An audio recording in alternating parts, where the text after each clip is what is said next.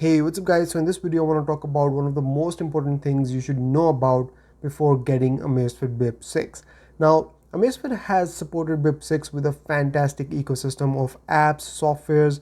You can also download maps and you can also download offline music on this watch.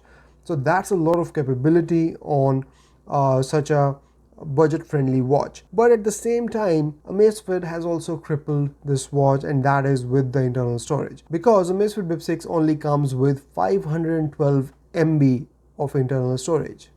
You have heard that right. That's just 512 MB. That's not even 1 gigabyte.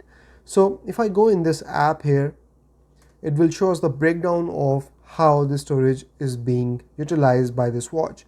So right off the bat, you can see that 316 MBs have been taken up by the system. So system takes up 316 MB, and then watch faces take another 16 MB, music takes another 13 MB, and then apps take another 72 MB. And if you download offline maps on this watch, that also uses quite a bit of memory on this watch. So then the problem arises when you start downloading more watch faces or more apps. As you continue to use the watch, you continue to download more stuff on the watch, and the memory is not sufficient to support all of this. You end up with a full memory and you have to delete something in order to download something new. I have had this issue on this watch several times now while downloading watch faces or while downloading apps on this watch, because I had maps downloaded or I had music installed on the watch.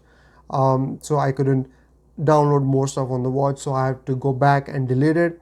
So that is one of the most important things that you should know about getting Amazfit Bip 6, that this watch, although is a fantastic watch, has great features and has great value for the amount of money that you put into it. But if you're thinking of using it long term, with time you continue to download more stuff, you must know that it has very limited internal storage. So that's about it from this video, guys. I hope this was useful information for you. I will see you in the next one. Till then, take care. Bye bye.